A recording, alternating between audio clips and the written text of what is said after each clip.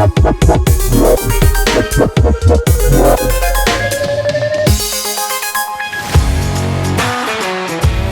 bisa dipungkiri, penghargaan Ballon d'Or itu sangat dekat dengan juara Liga Champions. Siapapun yang menang Liga Champions, salah satu pemain dari tim tersebut pasti digadang-gadang bakal dapat Ballon d'Or. Tapi kadang kita lupa kalau Ballon d'Or sejatinya adalah trofi individu. Jadi keberhasilan sebuah tim di Liga Champions tidak melulu jadi penentu seorang pemain dapat Ballon d'Or. Contohnya 7 pemain ini. Inilah daftar 7 pemain yang menang Ballon d'Or meski gagal di Liga Champions. Rodri. Dalam kejutan besar, Rodri berhasil mengungguli Vinicius Junior dan meraih Ballon d'Or 2024. Meski Vinicius tampil luar biasa bersama Real Madrid di final Liga Champions 2023-2024, gelandang Manchester City ini justru keluar sebagai pemenang. Rodri tampil dominan sepanjang musim 2023-2024 membantu City meraih 3 trofi, yaitu Liga Inggris, Piala Super UEFA, dan Piala Dunia antar klub. Namun, kiprahnya di Liga Champions terhenti di perempat final setelah dikalahkan Real Madrid. Kemenangan Ballon d'Or Rodri kemungkinan besar dipengaruhi oleh penampilannya di level internasional. Dia memang jadi pemain kunci dalam perjalanan Spanyol menjuarai Euro 2024. Dengan selisih hanya 41 poin dari Vinicius, Rodri akhirnya membawa pulang penghargaan individu paling prestisius di dunia sepak bola ini. Lionel Messi. Dari 8 kali menang Ballon d'Or, Messi 5 kali dapat tanpa harus mengangkat trofi Liga Champions. Tapi jangan salah, performanya tetap luar biasa gila di semua kompetisi waktu itu. 2 Ballon d'Or terakhirnya, yaitu di tahun 2021 dan 2022, lebih banyak dipengaruhi prestasinya bareng timnas Argentina. Waktu itu La Pulga bisa bawa pulang Copa America dan Piala Dunia. Terus di tahun 2010, 2012, dan 2019, dia memang gagal di semifinal Liga Champions. Tapi prestasinya di kompetisi lain tetap cukup membuatnya jadi yang terbaik. Di tahun 2010 contohnya, meskipun kandas lawan Inter Milan, dia jadi top scorer sekaligus top assist di Liga Champions. Total ia mencetak 53 gol di musim itu. Di tahun 2012, Messi juga jadi pemain dengan gol terbanyak dalam 1 tahun kalender, yaitu 91 gol. Sekaligus memecahkan rekor legenda Jerman Gerd Müller. Di tahun 2019, Messi juga gagal juara Champions League. Tapi ia dapat Ballon d'Or setelah mencetak 36 gol dari 34 laga La Liga dan 12 gol dari 10 pertandingan Liga Champions. Cristiano Ronaldo. Nah, berbeda dari Messi, Cristiano Ronaldo cuma sekali dapat Ballon d'Or saat bukan jadi juara Eropa, yaitu ketika ia dinobatkan menjadi pemain terbaik dunia pada tahun 2013. Tapi menariknya, tahun itu Ronaldo sama sekali tidak mengangkat piala bergengsi di level klub. Loh, kok bisa? Ballon d'Or 2013 milik Ronaldo itu memang kontroversial. Tidak hanya Ronaldo yang gagal meraih prestasi di level klub, tapi juga banyak yang menganggap kalau Franck Ribéry lah yang pantas dapat Ballon d'Or tahun itu. Bagaimana tidak, Ribéry adalah sosok penting di balik treble winner Bayern Munchen saat itu. Meskipun begitu, Ronaldo masih lebih dari pantas buat dapat Ballon d'Or tahun itu. Sebab ia mampu mengoleksi 55 gol dan 13 assist dari 55 penampilan di musim 2012-2013. Itu termasuk 12 gol dari 12 pertandingan Liga Champions.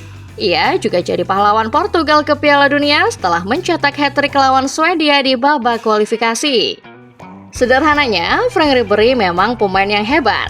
Tapi secara individu, Ronaldo memang berada di level yang berbeda dari semua pemain yang ada di tahun 2013 itu. Fabio Cannavaro.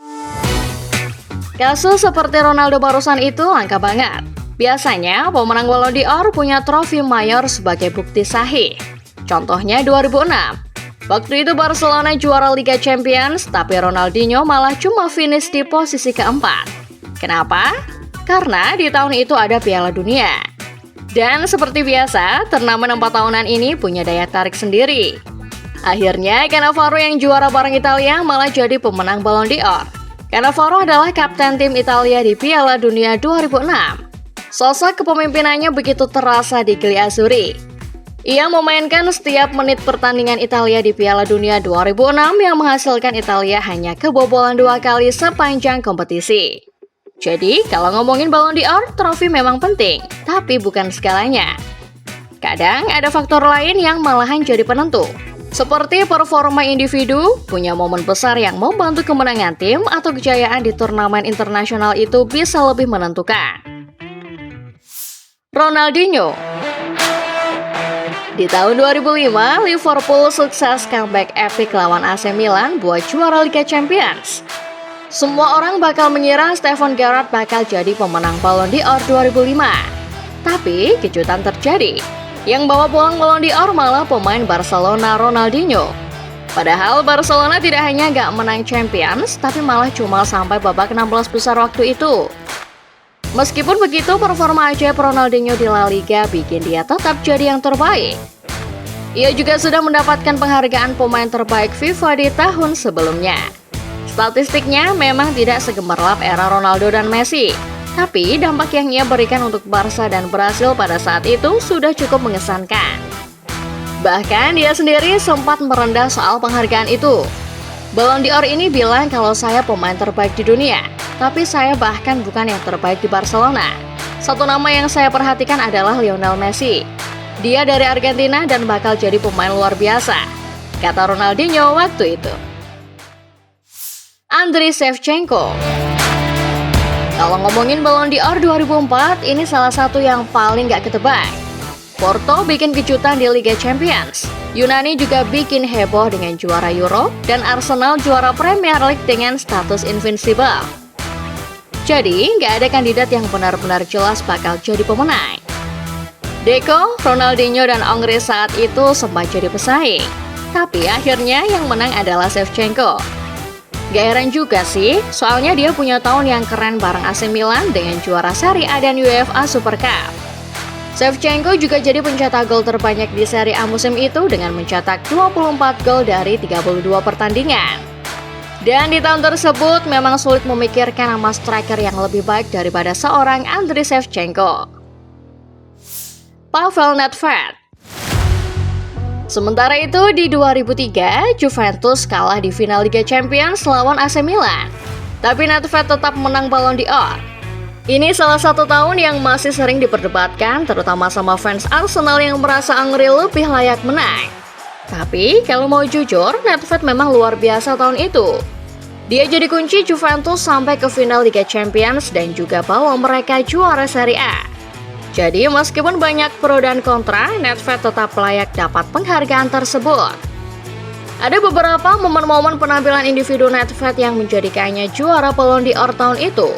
Tapi kalau ada satu laga yang benar-benar mengunci Ballon d'Or buat Nedved, itu pasti semifinal leg kedua lawan Real Madrid. Waktu itu Madrid masih di puncak era Galactico pertama. Tapi malam itu Nedved bikin mereka kelimpungan dengan lari-larinya yang gak habis-habis dan kemampuan masuk ke area berbahaya tanpa terdeteksi. Ia pun membawa senyumnya tua ke panggung final Liga Champions 2003. Meskipun akhirnya kalah di final melawan AC Milan, tapi penampilan individu Nedved membuatnya makin tak terbendung buat jadi yang terbaik tahun itu.